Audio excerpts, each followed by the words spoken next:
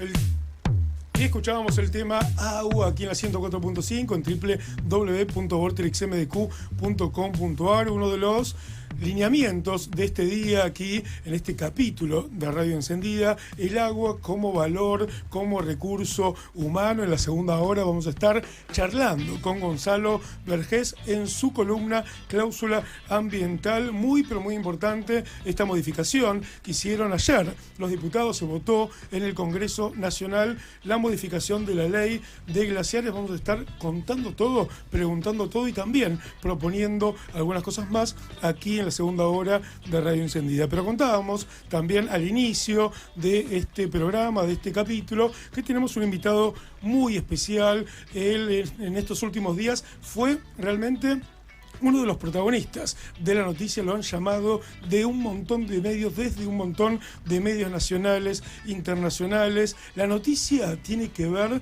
con filtraciones, con un informe que él realiza junto con dos periodistas más y que tiene que ver, está mezclado Rusia, Estados Unidos, el gobierno nacional, algunos medios de comunicación, un informe muy, pero muy importante que lo publica a través de su sitio ArgenLeaks. Estamos con él, Santiago O'Donnell, ya está conectado aquí en Radio Encendida. Bienvenido a Radio Encendida, bienvenido a Vorterix Mar del Plata.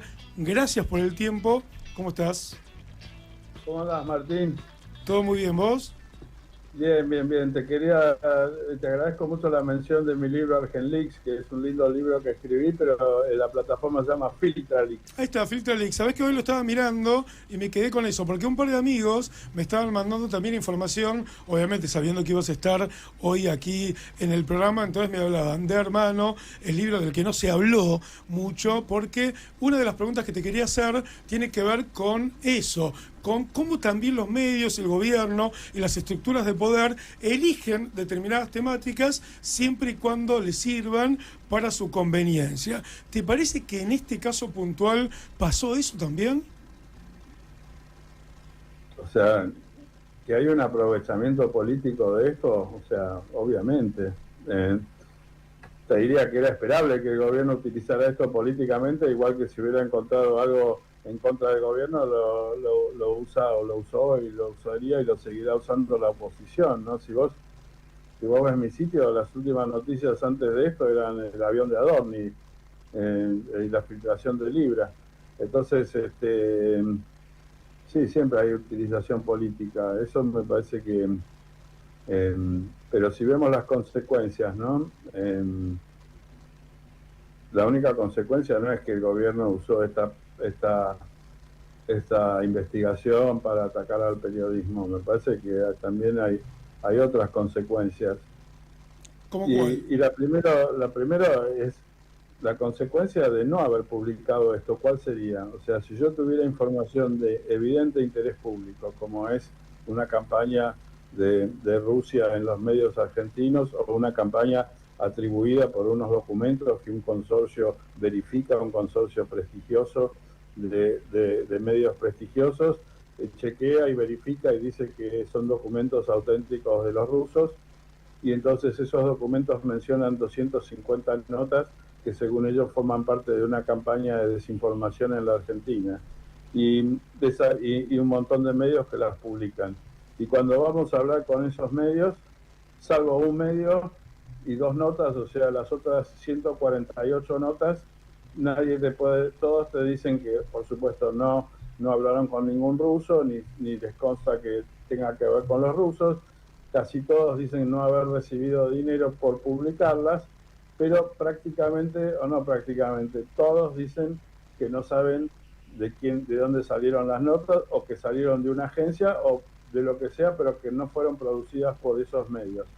Y aproximadamente, yo te diría mínimo 60, deben ser más, tendría que seguir contando. O sea, las pocas notas que llevan firmas, de vuelta, salvo 2 firmas, todas las demás son firmas falsas de personas que no existen. Y los medios no pueden decirte on the record, públicamente. Ya estamos a una semana de haber publicado y a más de 2 semanas desde que contactamos a los medios, ninguno puede decir públicamente de dónde sacó las notas. Entonces, todo eso me parece que es información de interés público, que el público merece saber, que los oyentes de Vorterix merecen saber. Después, si en realidad es una contraoperación de la CIA que engañó a estos prestigiosos medios, bueno, pero el no saberlo, ¿qué significa? Significaría que yo me estoy autocensurando por razones políticas de información de interés público y que es veraz. O sea, no quiere decir que todo lo que dice el documento de inteligencia es verdad, porque está escrito justamente por gente que se especializa en mentir y desinformar. Lo que quiere decir es que una vez que conseguimos los documentos, podemos verificar en forma independiente y por fuera de los documentos que muchas de las notas mencionadas están escritas por autores truchos y que fueron introducidas en los medios de comunicación por la falta de chequeo de esos medios, que tendrá que ver con la precarización laboral, con la necesidad de clics y demás, ¿no? Entonces, si yo decido que me voy a autocensurar de esta información que me parece muy valiosa y que ya ha generado un debate muy grande en los medios y que ya ha generado un debate muy grande en la política con respecto a la penetración de potencias extranjeras, repito, ya sea la CIA, ya sea los rusos, entonces me parece que le estaría haciendo un daño muy grande a nuestra libertad de expresión. O sea, estaría cercenando la libertad de expresión en la Argentina. Y está muy bueno lo que está diciendo ahí. Le estaría quitando a ustedes, le estaría quitando a su audiencia el derecho a decidir si quieren saber, si no quieren saber, qué pueden hacer con esta información, cómo la pueden chequear, cómo la pueden desmentir. O sea, estaría adoptando una actitud paternalista de decir, yo accedo a esta información, es una información importante, es una información de interés público, pero ustedes, pequeñas ovejas, no están todavía preparados para recibir esta información, claro, porque por ahí va a venir el lobo Milei y se los va a comer. Así que mejor por el bien de ustedes me la guardo yo, que soy una persona que sabe bancarse, tiene huevos, se banca la información, y ustedes algún día cuando sean grandes y toman mucha sopita, por ahí algún día se van a poder enterar de estas cosas. Me parece una actitud terriblemente paternalista. Entonces, cuando se habla de las consecuencias, primero, no se habla de los debates y de las cosas que esta nota muestra y que me parece que es de mucho interés en la sociedad, y tampoco se dice cuál sería la consecuencia de no publicar. Y con esto termino. En cuanto a las responsabilidades, a mí me parece que el primer responsable de, por ejemplo, y yo lo denuncié en cuanto ocurrió, o menos a las pocas horas de enterarme, hice un tuit, que yo no soy de hacer muchos tuits, diciendo que me parecía un acto que le quiten las credenciales a nuestros colegas en la Casa Rosada y en el Congreso, y que lo hagan de forma selectiva, porque no se lo sacaron a todos los medios que aparecen mencionados en mi nota, y aun si así fuera, si no hubieran hecho excepciones, pensaría lo mismo, que es un acto cínico y peligroso de censura por parte del gobierno. Y le pedí al señor presidente Milei, simplemente con la simple autoridad de que él usó mi nota para hacer esta decisión, de que devuelva las credenciales. Y de vuelta, entonces digo, este gobierno que se ha cansado de insultar y maltratar a los periodistas, que ha llamado, ha dicho que hay que odiar lo suficiente a los periodistas, que en particular parece tener una hazaña con las mujeres periodistas, y dentro de las mujeres periodistas diría que tiene una hazaña particular con mi hermana, la gran periodista María O'Donnell. Totalmente. Sí. Pensar que yo estoy tratando de hacer una campaña a favor de Milei, me parece, o que yo soy el responsable de lo que está pasando, me parece un tanto injusto. En el sentido, yo me hago cargo, sí, yo escribí una nota y estoy orgullosa de haberla escrito y publicarla, y lo seguiría haciendo, y espero poder publicar en el futuro cercano una nueva nota, si tengo tiempo y la capacidad de hacerlo. Me parece. Pero ahí a las responsabilidades, me parece que el primer responsable es el señor Milei. Me parece ahí. El segundo responsable, en todo caso, serán los editores que fallaron en los controles editoriales y permitieron que estas noticias se filtren. Y en tercer lugar, serán responsables los rusos o los yanquis o quien sea que hayan producido estas notas. Y me parece que yo me hago cargo de mi responsabilidad y porque creo que es lo mejor que podía hacer, que es publicar estas notas. Y disculpame la respuesta tan larga, Martín. No, está perfecto. Y yo quería arrancar así la entrevista porque se habló mucho de la responsabilidad del periodismo. Cuando tuve la oportunidad de hacerte hace un año ya, una primera entrevista, hablábamos de esta crisis del periodismo y también de la importancia de las filtraciones. Entonces me parecía importante que vos de primera mano puedas explicar un poco que el periodismo trabaja más allá de las consecuencias y de la utilización política que pueda hacer un gobierno, un partido político o cualquier tipo de institución. Me parecía muy importante que vos aclares ese panorama. Dicho esto, te hago una pregunta más que tiene que ver con que vos hablás de una punta del iceberg. A partir de esta investigación empieza a ver... de una punta del iceberg? Hablaba en una entrevista que vi que hablabas de que esto puede ser una punta del iceberg para muchas cosas más que se van a... Punta del iceberg. Bueno, entonces ahí no está bien la información. Artificial, no, puede ser también. Ahí a chequear las filtraciones. Pero ¿sabes por qué te digo, Martín? Porque me preguntan mucho eso, ¿no? O sea, tenés las dos cosas. Por un lado, tenés la gente que dice que mi investigación es una porquería, que no muestro nada, que no hay nada en lo que yo digo. Sí. Y por otro lado, hay otros que dicen que es la punta del iceberg de algo enorme, terrible, que está detrás, que viste que es apenas la puntita de una cosa enorme. Que vi, viste, y yo no sé si en es el diario Perfil algo, hace 3 días creo que no sirve para nada. O sea, hasta ahora...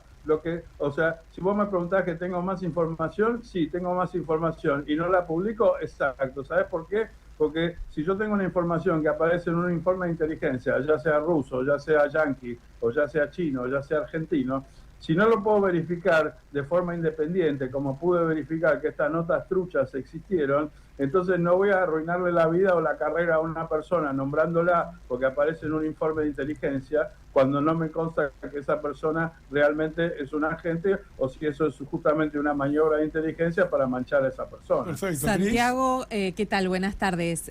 Cristina Barresi, un gusto, la verdad, tenerte acá en el estudio.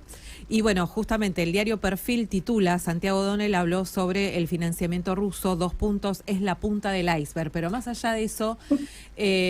lo que a mí también, y en un momento lo has mencionado en tu relato, es el tema de los estudiantes de periodismo. Entonces, ¿qué análisis o qué reflexión tal vez podés vos tener, y encima siendo parte de la UBA como director del doctorado? ¿Qué mensaje le podemos dar a los estudiantes de periodismo sobre lo que es el periodismo de investigación, sobre lo que es esta línea entre lo público y lo privado, entre justamente todas estas informaciones que están llegando, este nuevo ecosistema con el que nos estamos encontrando, que es la inteligencia artificial y fuentes que no se chequean, etcétera? O sea, ¿qué se puede decir o qué se les puede bajar a los chicos, ¿no? Que de repente están atentos también a referentes como vos. Bueno, primero te agradezco mucho la aclaración. Espero que Perfil no lo haya puesto entre comillas y que sea una conjetura de ellos, porque no es realmente lo que pienso. Sinceramente, por ahí lo entendieron así, ¿viste? Pero yo no... La verdad que no tengo ni idea, porque ya te digo, hay gente que dice que hay muchísimo más detrás y hay gente que dice que esto no es nada, ¿viste? Y que igual a mí me sorprendería mucho, no solo de los rusos, de cualquier servicio de inteligencia, que no hacen nada. O sea, ¿para qué tienen embajada? La embajada, la mitad de la gente la usa para espiar, ¿viste? O sea, me imagino que hubo actividades de los rusos, pero después yendo a tu pregunta, te quería aclarar que yo no lo que enseñaba era la maestría de periodismo, no el doctorado, y después la carrera se descontinuó hace varios años y ahora creo que volvió nuevamente y que hay un director distinto, pero sí tuve el gran honor de dirigir la maestría de periodismo de la UBA durante algunos años y fue una experiencia muy linda. El mensaje, mira, en mi libro Filtraciones, creo que es el primer libro, escribí 6, el primero donde realmente cuento un poco lo que pienso sobre el periodismo, ¿no? Usando un poco, y lo hablamos con Martín en la entrevista el año pasado, ¿no? Usando un poco, usando a las filtraciones como una especie de disparador para hablar de manera más profunda sobre el periodismo, a dónde va, qué es lo que queda, porque digamos, el tiempo pasa, la tecnología cambia y muchas cosas que antes hacía el periodista ya no los hace más, ¿no? Por ejemplo, ya no somos los primeros en llegar a la noticia, ahora llega el ciudadano con el celular antes que nosotros, y nosotros llegamos después. Entonces ya ahí cambió el tema de contar historias. Seguimos contando historias, pero hoy en día en Instagram todo el mundo cuenta historias y muchos cuentan historias mucho mejor que nosotros. O sea, nosotros cuando yo empecé, por lo menos, ustedes son mucho más chicos, el periodismo tenía una especie de monopolio, si no en el tema de contar historias, por lo menos en el tema de publicarlas. Las únicas historias que salían publicadas eran las de los periodistas. Hoy en día ya no cumple ese rol. Entonces, que me parece que cada vez le queda más al periodista el rol de mostrar lo que el poder oculta. Y me parece que si hay algo que tienen las filtraciones, que por definición solamente se ocupan de lo que el poder oculta. Digamos, hay todas otras tareas que desempeñan los periodistas, de curaduría de noticias, de opinión, de entrevistas, inclusive gacetillas de prensa, otro tipo de actividades que según el medio en que trabajas pueden estar más o menos cerca de las otras dos grandes corrientes de comunicación pública, que son la propaganda y la publicidad. En cambio, me parece que el periodismo de filtraciones se distingue muy nítidamente de la propaganda y la publicidad, como por ahí otros aspectos como la presentación de novedades o la curaduría de noticias, por ahí no tanto, ¿no? Entonces, y me parece que tiene esa inmediatez en esta época de las 140 caracteres, de lo visual, de los videos, de lo rápido, y disculpen que hable tan largo porque va en contra de la tendencia de estos tiempos. Me parece que la filtración, al poner al documento primero y al exhibir el documento y que el documento sea el protagonista y que muchas veces las propias personas puedan acceder a ese documento y formar sus propias conclusiones, me parece que también es una forma que se adapta mucho y que de alguna manera hace más difícil la fake news, aunque por supuesto que todo es manipulable, y hace más difícil, digamos, el desvirtuarlo de manera más política o más más interesada, ¿no? Comercialmente. Pero te digo la verdad, para mí, más allá de que me encantaría que lo lean en mi libro y lean mis ideas en mi libro, lo que puedo decirte acá es que, porque de todos los libros, el último es el único en que me pongo a hablar de lo que pienso, ¿no? Los demás son todas investigaciones y crónicas puntuales, ¿no? Lo que sí siempre digo es que mi regla número 1 del periodismo, y siempre se la digo y la repito y muero por esta regla, es el sonido de tambores, plum, suspenso. No me lo digas, mostrámelo.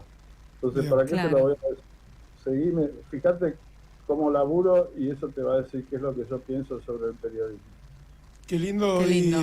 Y está bueno poder escucharte, así que tranquilo con el tiempo, el poder también reflexionar, el poder escucharnos y el poder explicar, porque un poco hoy la idea de la entrevista tiene que ver con eso. El libro está buenísimo, leí unos cuantos, me faltan un par de los tuyos, me gustaría hacer la presentación a Cámara del Plata, después lo charlamos en privado. Aldana te quiere hacer una pregunta. Hola Santiago, ¿cómo estás? Un gusto. Bueno, yo tengo un punto respecto de lo que habías nombrado entre de las varias cosas que dijiste, sobre hablar de que uno está bien, tiene la información apenas tiene el celular. Sin embargo, hay medios que tienen una predisposición, que son de informática, no es cualquier cosa, y que a base de eso se cumple con un reglamento. Acá contamos con, dentro de la jurisdicción, algo que se llama la real malicia, donde también impide el bloqueo de informar, justamente donde la gente tiene que tener acceso público a todo lo que es las informáticas que uno puede o no decir y por qué se dijo y acceder a las fuentes originarias de dichas noticias. Entonces, ¿qué es lo que pasa desde lo judicial para que esto no suceda? Porque vos, está bien, podés decir, no te lo puedo dar, pero judicialmente vos tenés la obligación, porque es tu deber como periodista y vos lo elegiste al momento de meterte en la profesión, porque es algo idóneo del periodista. Aldana, ahí me parece que estás mezclando un montón de cosas. Y no sé si entendí bien tu pregunta, pero vamos por partes.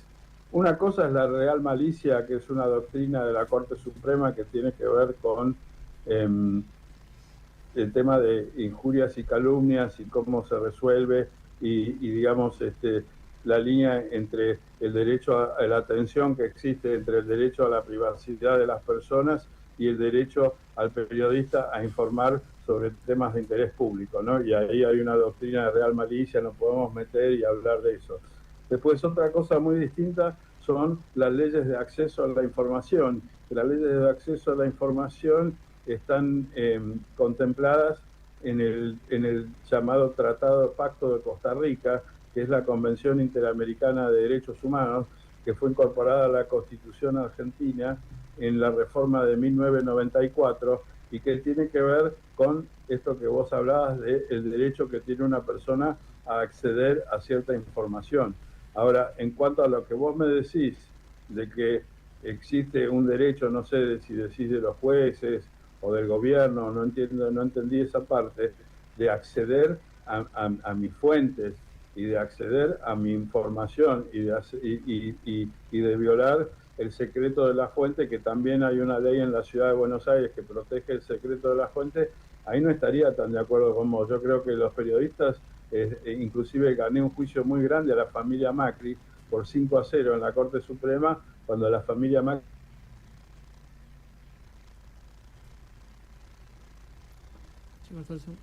Hoy ahí quedó un poco congelado. Sí. No sé, ahí Santiago, si nos escuchás, pero bueno, ahí estamos ahí como con un impasse en el Zoom. Decime, Nico, la gente ahí en el control, a ver cómo continúa, se había congelado. Bueno, linda la charla, tremendo, espectacular. Sí. La charla Qué interesante escucharlo. No, y aparte se aprende mucho, la verdad que es una persona que dentro del periodismo realmente es una figura, total, por supuesto, pero también hace del periodismo la posibilidad de poder buscar realmente la información a través de muchísimas formas, y también siempre está, digamos, a favor de poder disputar una cuestión que tiene que ver con la arena del poder. No cualquiera escribe un libro sobre Mauricio Macri, claro. Él escribió este libro, Hermano, que recién lo mencionaba, que ganó un juicio, habla del famoso 5-0, pero tiene que ver con eso, con ese famoso hermano, que habla de uno de los hermanos de Mariano, en este caso en particular, que él hace una entrevista muy, pero muy grande, se transforma en libro, y a partir de ahí también tiene muchas dificultades porque, bueno, obviamente Mauricio Macri es uno de los grandes. ¿Querés decir algo ahí, Franco? Sí, la verdad que es una eminencia del periodismo, Santiago, y cada reflexión que tiene, cada palabra te instruye toda su experiencia, y lo que aporta creo que es muy rico para estas generaciones y por cómo el periodismo está transitando, ¿no? estas épocas. Yo tenía ganas de preguntarle sobre eso, cómo veía el periodismo actual y qué influencia tiene para él, si es positiva, si es negativa, las redes sociales, porque hoy en día, también un poco lo que dijo Aldana, agarramos el celular y muchas veces nos informamos por Twitter. Bien, ahí no sé si escuchó, pero lo tenemos ahí conectado nuevamente. Santiago, ¿estás por ahí? Estoy acá por el celu, muchachos. Bueno, genial, perfecto. Genial. Más temblequeada, pero bueno, bien, por lo menos aparecí. Bueno, no sé, Aldana, más o menos lo que decía hasta que se pinchó. Parece que me quedé sin conexión en la compu, así que no es culpa de ustedes. Bueno, perfecto. Me hago cargo.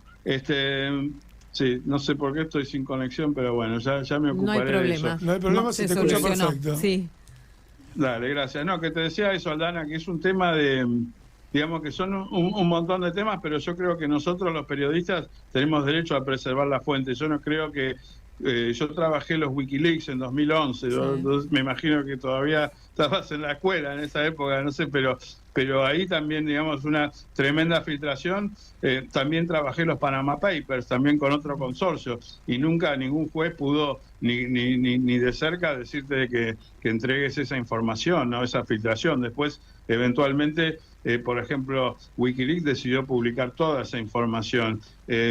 Panama Papers se reservó una parte de la información y otra la hizo pública, pero fueron decisiones de esos mismos medios, digamos. Me parece que la jurisprudencia desde hace muchísimos años protege, le da mucha importancia, sobre todo en la Constitución argentina, la Constitución de la mayoría de los países de Occidente, generalmente en esa tensión que hay entre el derecho a la privacidad y el derecho a acceder a la información, los tribunales casi siempre fallan a favor del periodismo, sobre todo, digamos, hay cosas que cambian, ¿no? O sea, una cosa es tu mamá, ¿no? Tu mamá tiene muchísimo derecho a la privacidad. Digamos, vos mañana sufrís un accidente, Dios quiera que no, y bueno, están haciendo la nota y la entrevistan a tu mamá que está en un momento de crisis porque está la hija yendo al hospital. Bueno, yo creo que tu mamá tiene mucho derecho a la privacidad y si después llama y me dice, che, no pongas al aire eso porque me sentía mal, no debería ponerlo al aire, inclusive. Ahora, un funcionario público, por ejemplo, el presidente de la Nación, para mí tiene derecho prácticamente a cero privacidad. O sea, porque yo creo que hasta la vida de sus hijos es de interés público, su salud, por supuesto, que es de interés público, y tendría que pensar, qué sé yo, por ahí, qué sé yo, las actividades escolares de sus hijos menores de edad, bueno, ese tipo de cosas por ahí, pero serían cosas muy puntuales, pero si pasea con los perros, viste, si está a dieta, si se resfrió, todo eso me parece que es de interés público, si tiene novia, o sea, me parece que los personajes y sobre todo y esto lo estamos viendo con Adorni, acordate como el otro día decía, es mi vida privada, y ese argumento prácticamente quedó ridiculizado, digamos, sobre todo porque muchas veces a este argumento de defender la vida privada es el argumento al que apelan los funcionarios corruptos para proteger sus actos de corrupción. Entonces, si Españuelo me va a decir que sus coimas de Andis son un tema de su vida privada, o si Milei me va a decir que los expedientes sobre la estafa Libra son privados, me mato de risa, ¿viste? Porque me parece que no. Entonces, me parece que también cada caso lo tenés que estudiar, pero en general los tribunales, y me parece que es muy importante para la democracia, por eso los tribunales y la Constitución le dan tanta importancia, y generalmente si vas a errar, querés cerrar del lado de permitir que el periodismo informe, ¿viste? Aunque, de vuelta, eso no implica que podemos hacer cualquier cosa, no implica que el derecho a informar es absoluto, no implica que podés entrar a la casa de cualquiera y filmarlo en un baño y subirlo a internet. Me gusta que se haya dado luz ahí, Santiago, sobre vos en particular, con la cantidad de investigaciones que tuviste, con Argenleaks que nombrabas hoy, con esta cuestión de poder bancar una forma de hacer periodismo, esta búsqueda de la verdad, de poder también inspirar a nuevas generaciones en un ambiente, en un contexto, básicamente, que parece que va por otro lugar, por tomar partido por un gobierno, por tomar partido por un partido político, y que de alguna forma fue dibujando el rol, de alguna forma, del periodismo. Tenemos que ir despidiendo, ir cerrando la entrevista, pero me gustaría que hagas una reflexión final, agradecerte por el tiempo, agradecerte por tus palabras, por compartir con nosotros, con nuestra audiencia, pero me gustaría que esta reflexión final la hagas vos, que tiene que ver con el periodismo, cómo ves el país, lo que quieras, este minuto final es tuyo. Te agradezco muchísimo, Martín, y un poco aprovechando las preguntas que todos ustedes me hicieron, que son muy buenas, y teniendo en cuenta lo que le dije, de que me parece que no me lo digas, mostrámelo, mi regla número 1, ¿no? Entonces, esto por ahí no lo dije en otros lugares, pero me da un poco de orgullo, y si me permiten, me voy a mandar una pequeña mandada de parte, me lo voy a permitir en este programa que quiero tanto.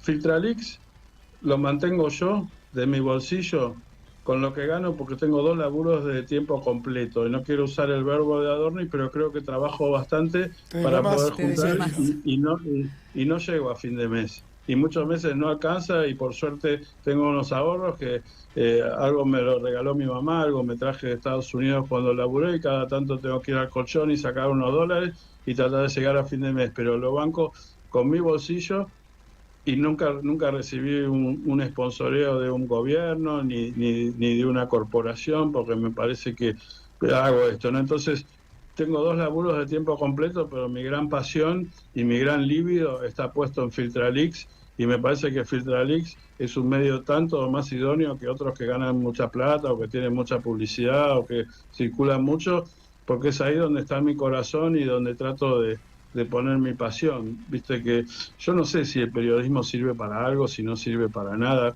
tiendo a pensar que no sirve para nada, tiendo a pensar que por ahí hacemos más daño que bien, pero lamentablemente yo no sé ni cambiar ni una lamparita, lo único que sé hacer más o menos bien es periodismo, y se ve que es lo que me hace vibrar, aunque me hace sufrir, me da pena, empatizo cuando lastimo a alguien, y a veces es inevitable. Pero bueno, es lo que hago, Filtra Leaks, y es un orgullo, y espero que les guste, y los invito a compartirlo, y les agradezco muchísimo a todos ustedes y a Martín por esta oportunidad de decir algo que normalmente no diría.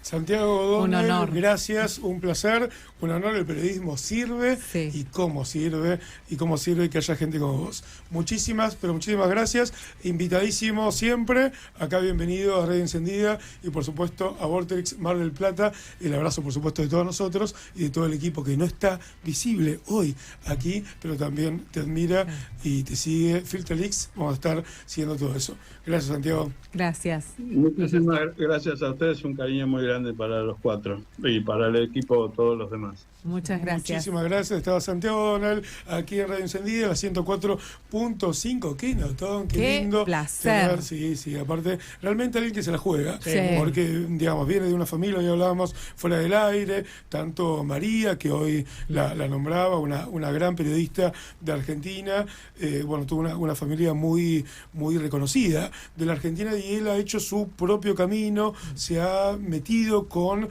muchos intereses que otros realmente eligen no hacerlo por una cuestión hasta de, no sé, zona de confort. Zona de confort, o decir con esto no, y él va por ahí, y me parece que está buenísimo lo que hace, y es un ejemplo para la práctica periodística, no solo de los que vienen, sino de los que estamos también. Terminamos la primera hora de Radio Encendida aquí en Vorterix Mar del Plata. En un ratito ya lo tenemos a Eduardo Blanco, que viene con esta obra que dirige nada más y nada menos que Juan José Campanella. Vos seguís escuchándonos, seguís mirándonos, por supuesto, quédate ahí.